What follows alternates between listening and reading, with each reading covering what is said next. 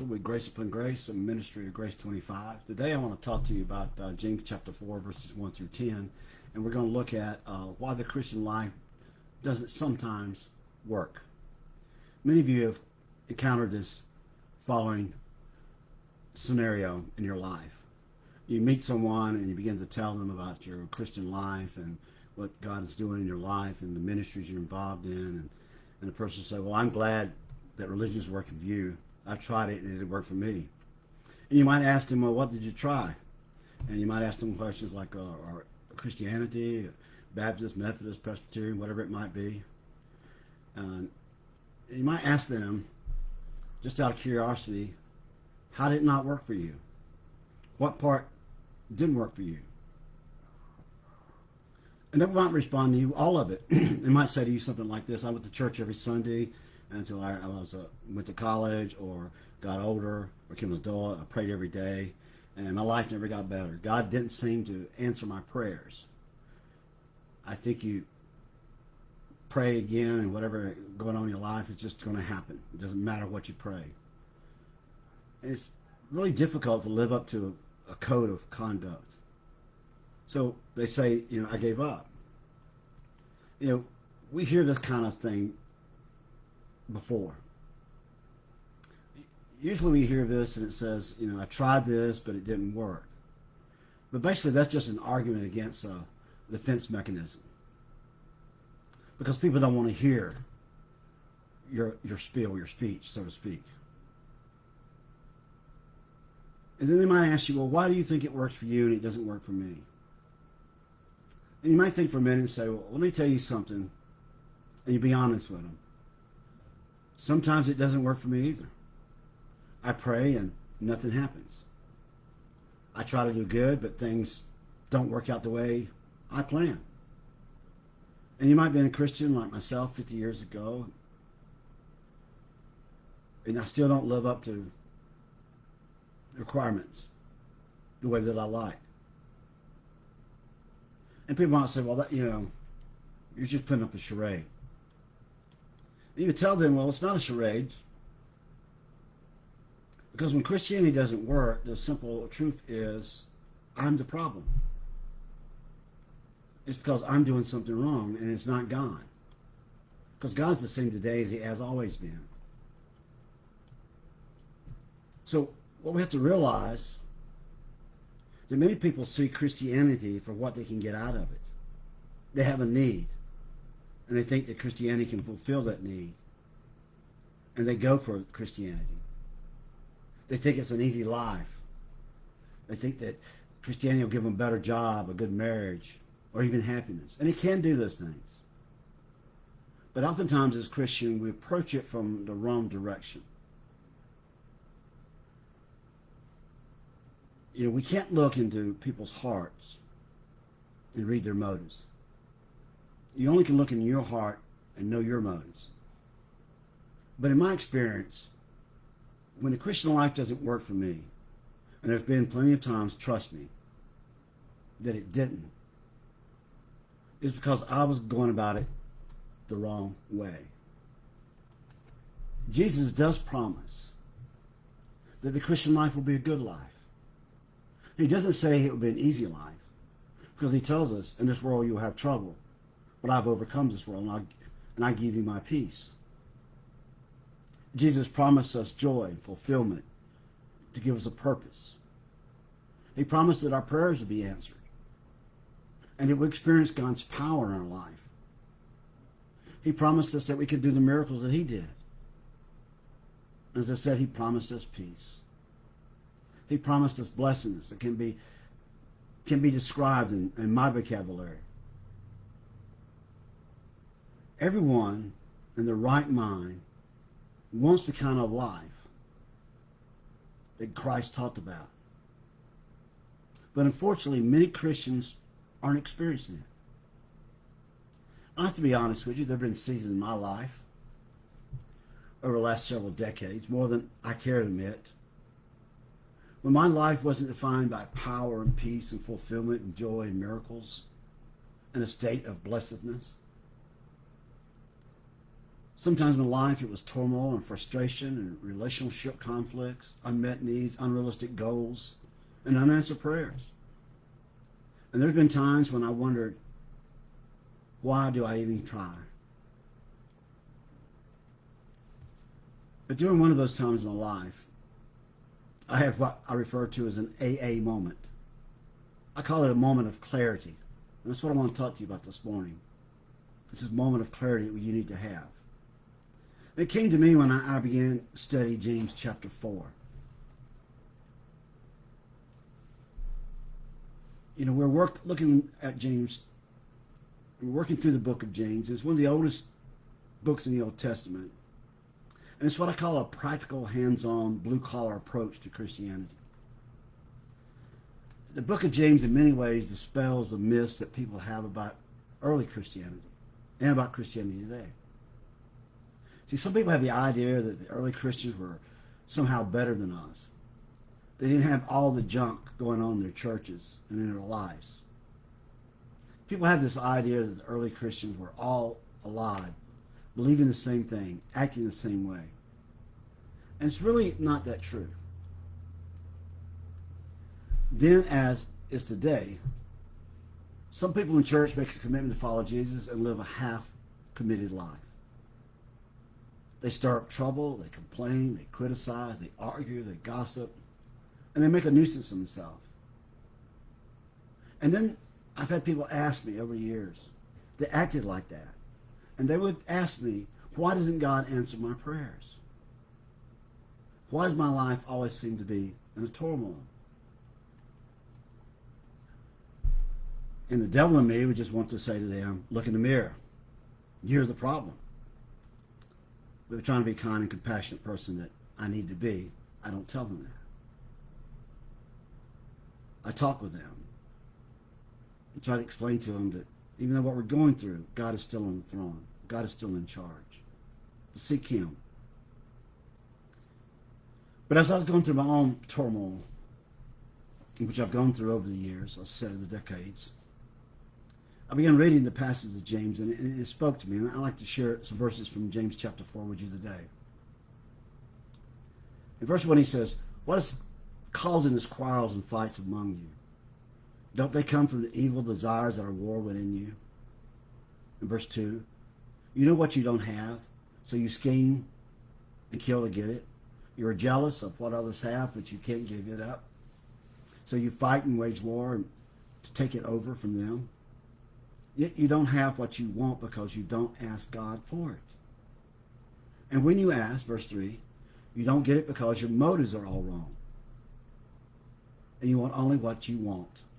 That gives you pleasure. Now, oftentimes you read this and people say, well, you know, you're using that, interpreting that as an excuse. But then you go and read verse 4. And James gets really strong. He says, you adulterers, don't you realize that the friendship with this world makes you an enemy of God? I say it again. I want you to be a friend.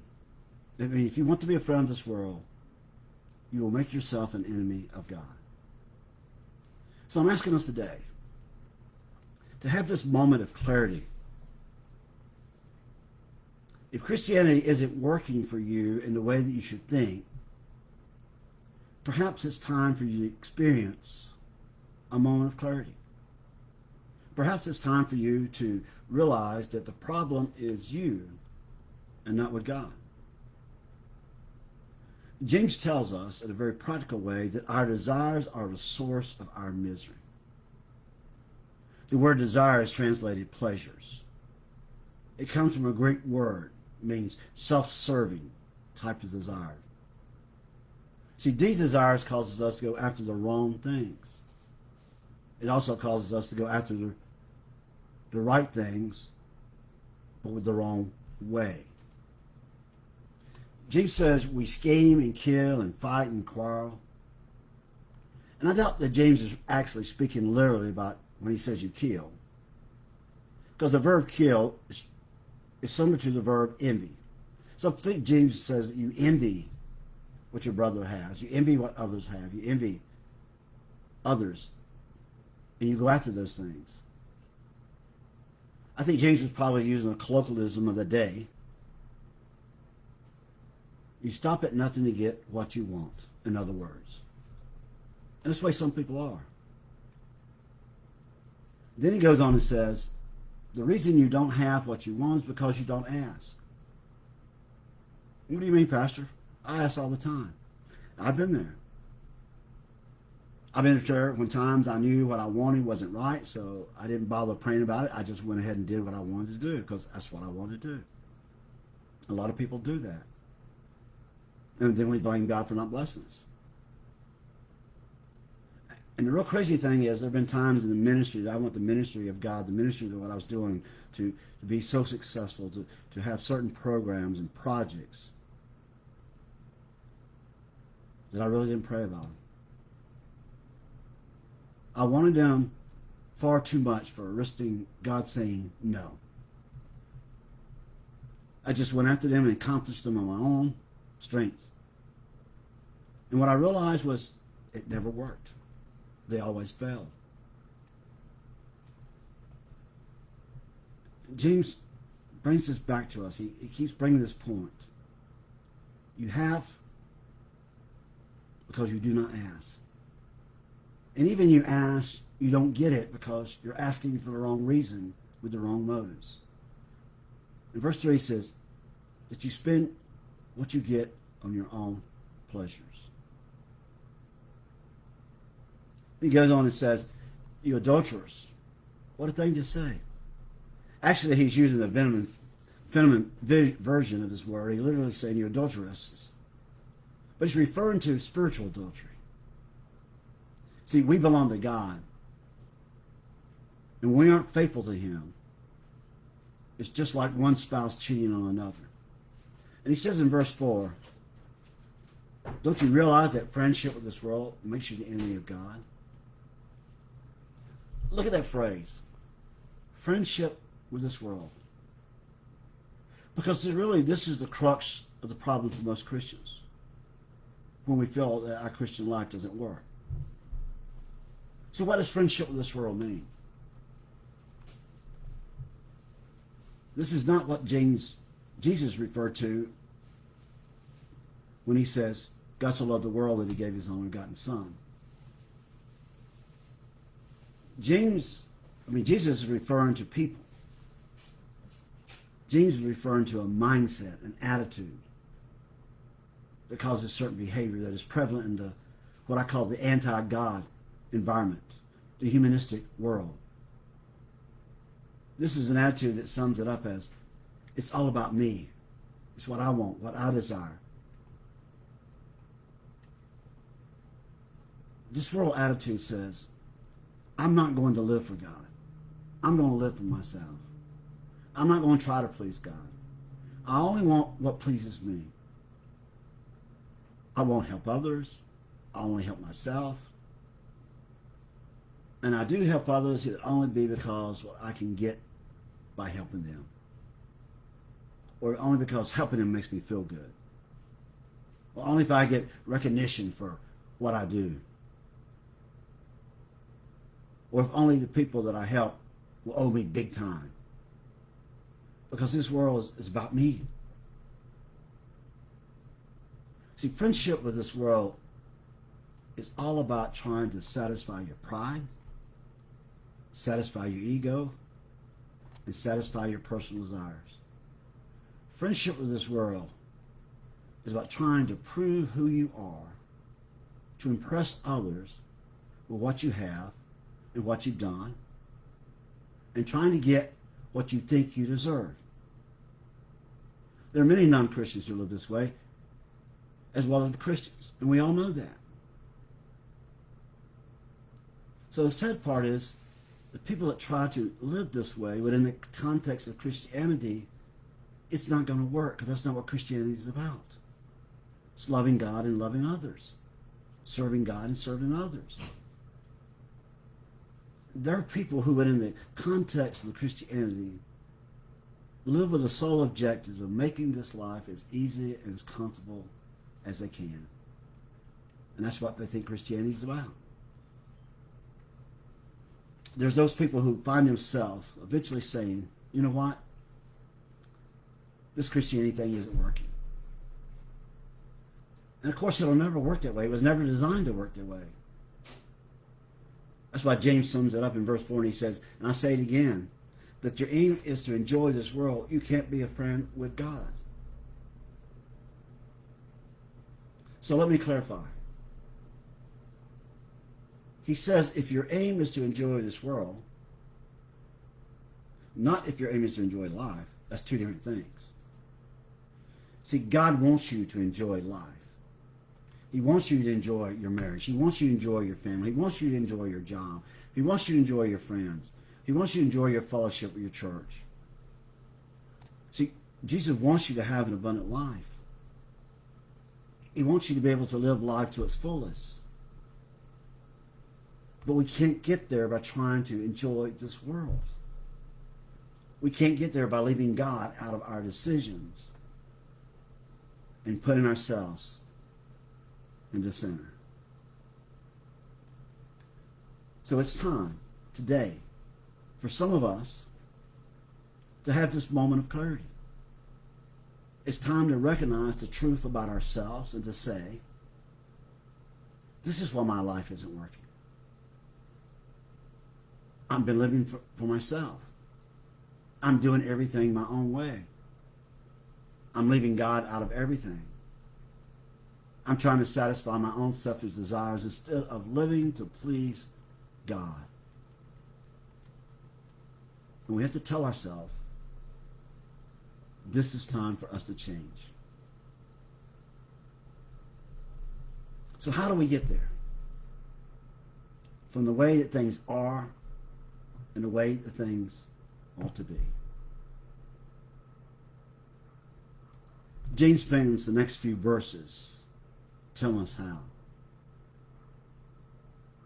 And he explains it in one phrase, in verse 8. Draw close to God, and he will draw close to you. It's the most wonderful promise that we can find in Scripture. James says, if you make the effort to get close to God, God will meet you. He won't pull back. He'll come forward. See, God is already there. He's waiting for us like the prodigal son to come home. He's watching for us. And when he sees us coming to him, like the prodigal son did to his father, his father saw him, he ran out to meet him, and that's the way God will do for us. That's a moment of clarity we need. See, we've all had this experience of trying to get closer to someone who maybe not having any interest at all in getting closer to us. Maybe it's a spouse, and maybe it's a child, or maybe it's a parent, maybe it's a neighbor, a coworker, a friend. You're willing to put all the problems behind you and get closer. But it seems like every step you take forward, they move backwards. You know how it is. Some people are that way. But I want you to know God is never that way. You make an effort to come to him, and he will run to you. And he will draw you closer to him than ever before. See, the closer you get to God, the further you'll get from the things that hinder your Christian life. The closer you get to God, the more your desires align with his, and more of what you want, you'll find out that's what he wants for you. The more you think about pleasing him instead of pleasing yourself. But folks, that's the paradox. The more you live for pleasing God, the more he will shower you with good things. David said this in Psalms 37:4.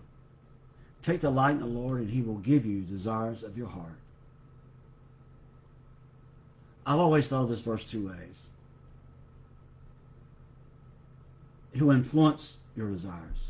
He'll influence my desires. Helping us want the right things at the right time. The things that are right and the things that are good. And secondly, it will give you everything good that you want. But our focus is not on the things. Even though we need them, our focus has to be on Him. Delight yourself in Him.